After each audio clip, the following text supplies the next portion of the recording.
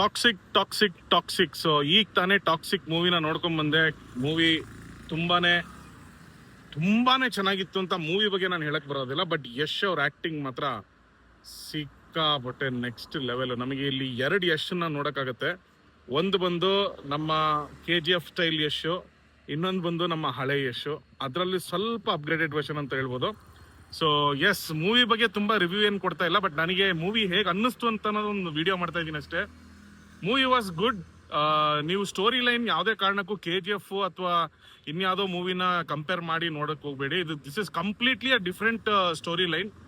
So ತುಂಬಾ psychic ಆಗೂ ಇದೆ. ಏನಂತಾರೆ, ಸೈಕೋಪಾತ್ ತರ ಒಂದು ಆಕ್ಟಿಂಗ್ ಕೂಡ ಮಾಡಿದ್ದಾರೆ. It is like next level. I am here to watch Yash for his acting. So story ನನಗೇನು ತುಂಬಾ ಅದ್ಭುತವಾಗಂತೆ ಏನು ಅನ್ಸಿಲ್ಲ. ಬಟ್ ಎಸ್, ಹೇಳ್ದಾಗೆ ಯಶ್ ಅವ್ರ ಆಕ್ಟಿಂಗ್ ಮಾತ್ರ ತುಂಬಾನೇ ಚೆನ್ನಾಗಿತ್ತು. Love you Yash.